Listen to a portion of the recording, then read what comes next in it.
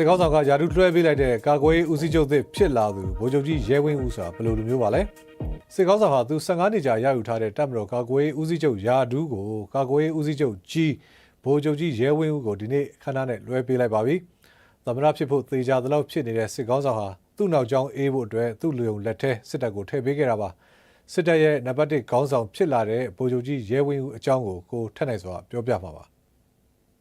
မြန်မာမှာတက်ချုပ်ကိုဦးအထိတာဝန်ထမ်းဆောင်ခဲ့ပေမဲ့အခုလိုတက်ချုပ်အသစ်တူလွှဲပြောင်းခန့်အပ်မှုကိုအများပြည်သူထံတရားဝင်ထုတ်ပြန်မှုကတပ်မတော်သမိုင်း82နှစ်အတွင်းပထမဆုံးမြင်ကွင်းလို့ပြောရမှာပါစစ်ကောင်းဆောင်ဗိုလ်ချုပ်မူကြီးမင်းအောင်လှိုင်ကတက်ချုပ်အသစ်ဖြစ်လာတဲ့ဗိုလ်ချုပ်ကြီးရဲဝင်းဦးကိုပြည်သူနဲ့တပ်မတော်အကျိုးအတွက်ကိုယ်စားညံစွမ်းရှိသမျှဆောင်ရွက်ဖို့မှာပါတယ်တက်ချုပ်အသစ်နဲ့ဒူးချုပ်အသစ်ဥဆောင်မှုအောက်မှာမျိုးစစ်သစ်တက်ကောင်းဆောင်တွေကစူးစီးညီညွတ်စွာတာဝန်ထမ်းဆောင်ဖို့လည်းပါပါတယ်ဗိုလ်ချုပ်ကြီးရဲဝင်းဦးကလည်းအစိုးရရဲ့ဥဆောင်မှုနဲ့ပြည်တွင်းငြိမ်းချမ်းရေးတည်ဆောက်မှုမှာအပြည့်အဝပူးပေါင်းဆောင်ရွက်မယ်စစ်ဖက်အရက်ဖက်ဆက်ဆံရေးတည်ဆောက်မယ်လို့ယာရုလက်ခံပေးကွန်မှာတက်ချုပ်ကိုကတိပေးသွားခဲ့ပါတယ်ထူးခြားတာတစ်ခုကတော့စစ်ကောင်းဆောင်ကဗိုလ်ချုပ်ကြီးရဲဝင်းဦးစီကိုတပ်မတော်ကာကွယ်ရေးဦးစီးချုပ်ရဲ့အဆောင်အယောင်ဓာတ်နဲ့အလံတို့ကိုလွှဲပြောင်းပေးရခဲ့သလိုဗိုလ်ချုပ်ကြီးရဲဝင်းဦးကလည်းဓာတ်တဲ့ချောင်းကိုစစ်ကောင်းဆောင်ကိုပြန်ပေးရခဲ့ပါတယ်ဒါဟာဗိုလ်ချုပ်ကြီးရဲဝင်းဦးကစစ်ကောင်းဆောင်ဗိုလ်ချုပ်မူကြီးမင်းအောင်လှိုင်အပေါ်အမြဲသက်သာခံမယ်လို့ပြောတာလို့လေးလာဆောင်ကြည့်သူတွေကဆိုပါတယ်ဗိုလ်ချုပ်ကြီးရဲဝင်းဦးဟာစစ်တပ်ကတို့ DSA ကျောင်းစင်မဟုတ်ဘဲတပ်မတော်ကြီးဗိုလ်တင်တန်းကျောင်း ODS အပတ်စဉ်89စင်တူဖြစ်ပြီး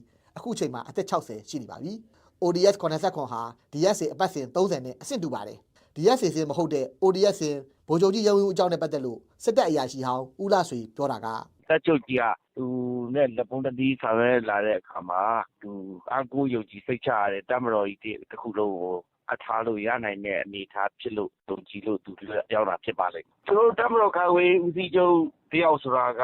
အပြော့လိုင်းရောအမာလိုင်းရောနှစ်ခုလုံးကိုစဉ်းစားနိုင်ရမယ်ပေါ့ဗျာနောက်ချက်ကြီးမာနေလို့လည်းမရဘူးအဲ့ဒီအနေထားတွေဆောင်ရွက်နိုင်တာဖြစ်လိမ့်မယ်လို့ယုံကြည်လို့ကိုရဲဝင်းဦးကိုလွှဲလိုက်တာလို့ကျွန်တော်အဲ့လိုမျိုးယူဆရတယ်ဗျစစ်ကောင်းဆောင်ဗိုလ်ချုပ်မူကြီးမင်းအောင်လှိုင်ကျိုင်းတုံမှာအခြေစိုက်တဲ့ပြည်ခံတိုင်းမှုဖြစ်နေချိန်ဗိုလ်ချုပ်ကြီးရဲဝင်းဦးကကျိုင်းတုံမှာတိုင်ရင်မှုအဖြစ်အလုတ်အတူတူတွဲလို့ဖူးတယ်လို့စစ်တပ်အရာရှိအောင်တူကပြောပါတယ်ဗိုလ်ချုပ်ကြီးရဲဝင်းဦးဟာတိုက်ခိုက်ရေးဘက်ကလာတာမဟုတ်ပေမဲ့စစ်တပ်ကအာဏာသိမ်းပြီးနောက်ပိုင်းဆာယာဖာချိုဖြစ်လာချိန်မှာရန်ကုန်နဲ့မန္တလေးမှာရှိတဲ့မြို့ပြပျောက်ကြားတော်တော်များများကိုနှိမ်နင်းခဲ့လို့တက်ချုပ်ရဲ့အာဂုံမှုကိုပိုရခဲ့တယ်လို့နှိစက်သူတွေကပြောပါတယ်တက်ချုပ်ဖြစ်လာမယ်လို့အများထင်ခဲ့ကြတဲ့ဒုတိယဗိုလ်ချုပ်မူကြီးစိုးပင်ကတော့သူကိုယ်တိုင်နားကျင်တယ်လို့တင်ပြတဲ့အတွက်တက်ချုပ်ဖြစ်မလာလားလို့နေပြည်တော်နဲ့နှိစက်တဲ့သူတွေကပြောပါတယ်သူ့နေရာဒုတိယတပ်မတော်ကာကွယ်ဦးစီးချုပ်နေရာကိုတော့စစ်တပ်ကတူအပတ်စဉ်35ကဗိုလ်ချုပ်ကြီးကျော်စွာလင်းဖြစ်လာပါတယ်ဗိုလ်ချုပ်ကြီးကျော်စွာလင်းဟာတက်ချုပ်ဖြစ်လာဖို့အထိရေပန်းစားခဲ့ပေမဲ့သူဗိုလ်ချုပ်ကြီးဖြစ်လာပြီးတဲ့နောက်ပိုင်းလုဖော်ကိုင်မဲ့အတွေ့အပေါ်မှာဆက်ဆံရေးမကောင်းတာနဲ့စစ်စင်ရေးတချို့မှာအားနည်းချက်တွေရှိခဲ့တာကြောင့်အခုလို